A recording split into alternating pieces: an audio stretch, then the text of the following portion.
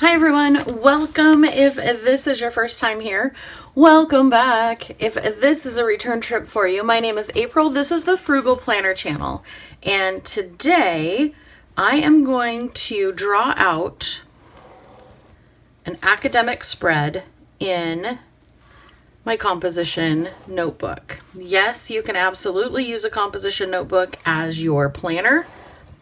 In fact, if you have been struggling like I have to find planner layout piece where you can just pop in, lay everything down and, be able to function, welcome to the channel. I have been doing, a lot of research over the last month on what exactly I need in a planner and what I need it to look like. And I've come up with some different layouts that I do believe are going to radically change the way I plan and how planning works for me. So this layout, this is going to be, so these are 5 rows. And then I'm going to go in and I'm going to make a 2-inch-ish, not perfect, 2-inch-ish margin.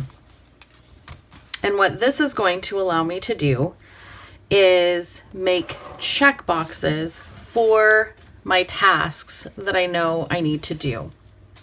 So I'm going to go in here, roughly there, and roughly there. Academic layouts can work really, really well for a lot of different planners. That is crooked as all get out. Anyway, you can use them for a whole bunch of different layouts. And what I like to use them for is tracking purposes and keeping track really of lists and things that I have to do. So this is going to be my YouTube weekly tracker. So I am going to go up here.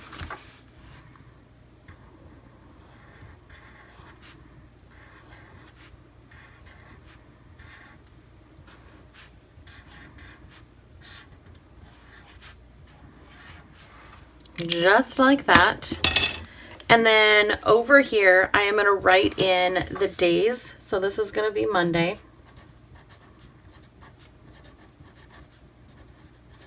And that's the 30th. Tuesday the 1st.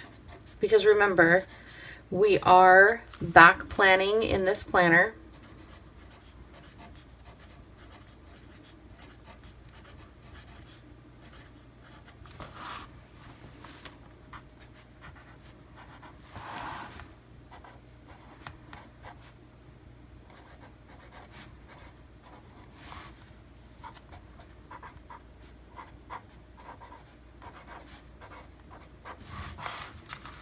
Saturday in the park. Something about the 4th of July. The 4th of July was on Friday.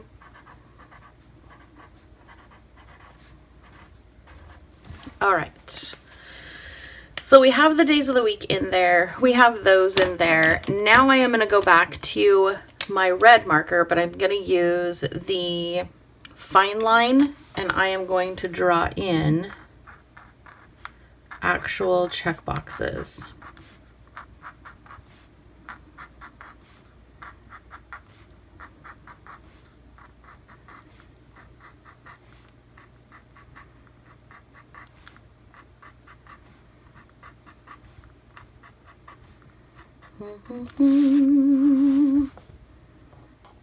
Do these have to be perfect? No. If you want them to be and you have a template, feel free to use it. Otherwise, follow your heart.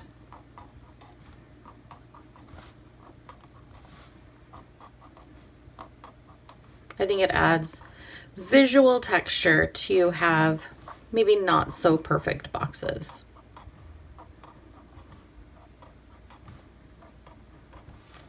Perfect. Now over here, to keep kind of with the red theme, I am going to be doing June 30th through July 6th. So that tells me what I am planning. Now I'm going to grab my pen and gear and I'm going to go in here. I'm going to write all of my checklists down first. So there's 5 things I usually do every time I do a video. So obviously film is the number 1 thing. Upload to my computer. Edit. Design a thumbnail.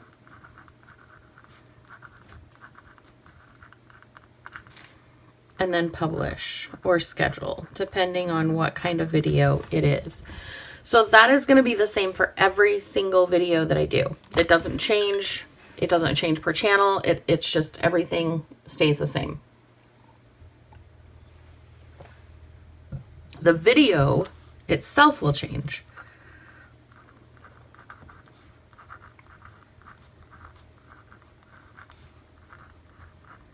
But what I do with the information and the steps that I follow once it is done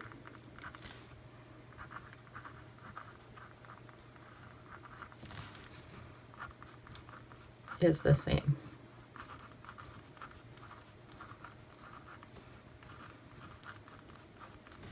And sometimes I will do this all at once. So I will record a video, then I'll upload it, then I'll edit it, then I'll make the thumbnail, and then I'll publish it. But sometimes I will film in the morning and then I'll come home that night and do some of the process. Or I will upload and film, upload and edit in the morning and then come home and create the thumbnail and publish. Because usually it takes, I would say for every video that I make, however long the video is, you have that time. You have about 10 minutes of pre-organizing for the video. And then you have a good solid 30 minutes for editing, 15 minutes to make a thumbnail. And then depending on how long the video is, will depend on how long it takes it for it to upload to YouTube. Sometimes it's super fast. Sometimes it is overnight. So I try to have my uploads through YouTube a couple of days in advance before I need to publish them to make sure if there's any errors or if YouTube isn't happy with something that I have time to fix it.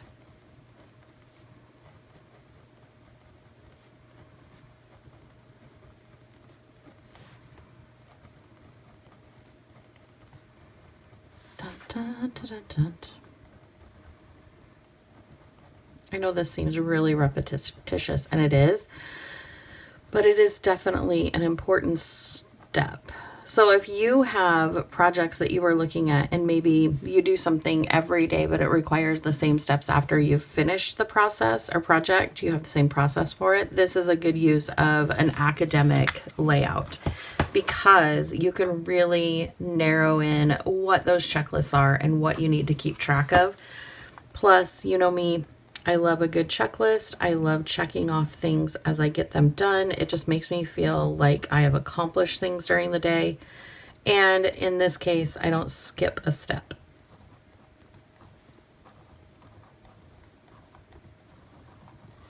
Last one.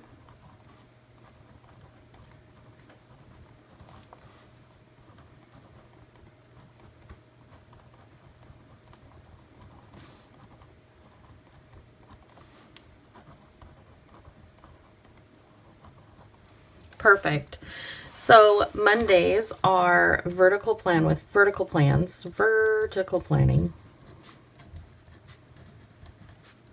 And whether that be in a spiral notebook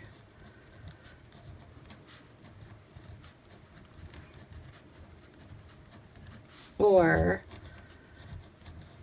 Happy Planner for my other channel. That is what it is. Now remember, we're backdating, we're backfilling. So Monday of this week is not going to be a vertical planner. It's going to be something different. Tuesday isn't going to be the dashboard planner. It's going to be something different. But on this week, this is what it was.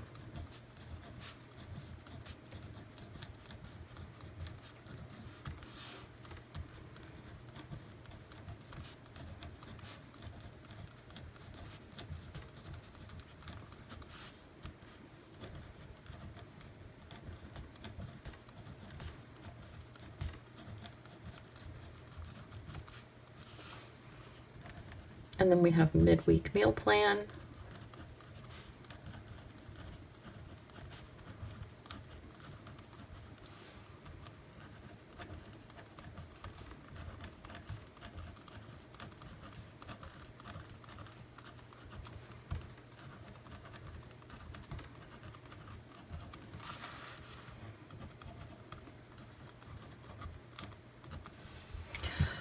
I know I did all of this. You know I did all of this as well because you more than likely watched the videos. If you haven't, I do welcome you to go back on this channel and watch them, and on my other channel, Plan with April, as well, if you want to. There's a lot of media that I post every week. So yeah, it's kind of a lot to keep up with. But if you are into certain types of planning or certain types of layouts, pick and choose. Like, I would not ask you to watch all of my videos every single day. That would be a lot. And if you do watch all of my videos every single day, holy cow, thank you. I love you. That's awesome. That is awesome. All right, Thursday is academic planning.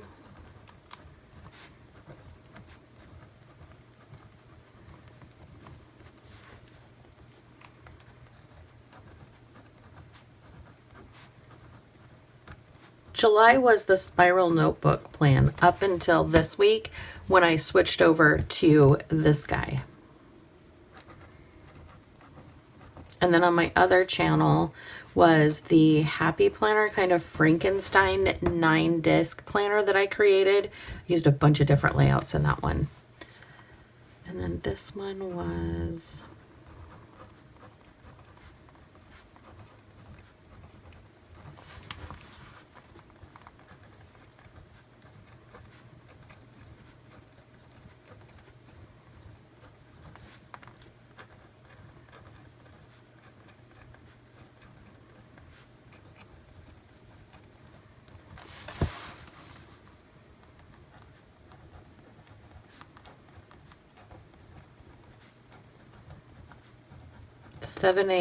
seven a.m. live stream. Both channels have a live stream in the month of July. So if you are looking at watching a live stream every Saturday and every Sunday in July, I will be doing a live stream, one for each channel. Saturday is the Frugal Planner channel. Sunday is Plan with April.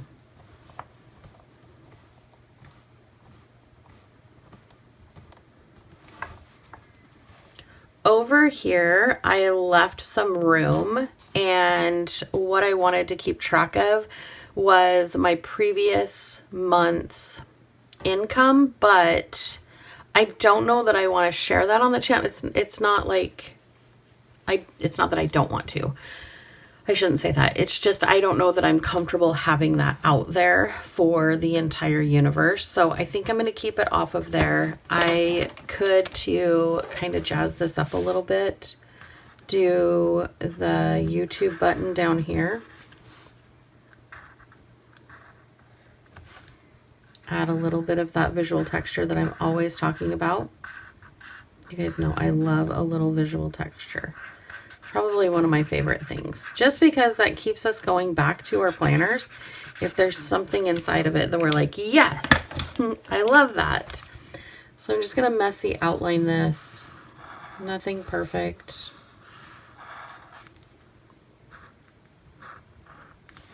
Just like that. And that takes care of this layout, which is the academic. So if you have projects that have checklists, this would be a great way to do it. I also tried health and home in this, and it kind of worked, but I didn't really have enough to have a ton of checklists, whereas this is repeats every day. So give it some thought. What would you use this layout for in your composition notebook? Did you get some ideas while I was putting these down? And if you did, I would love to hear it in the comments, because your ideas might inspire someone else's ideas as well. And I love that this community is all about sharing ideas. So I will meet you down in the comments. I hope you have an amazing day, and yeah, I love you. Bye.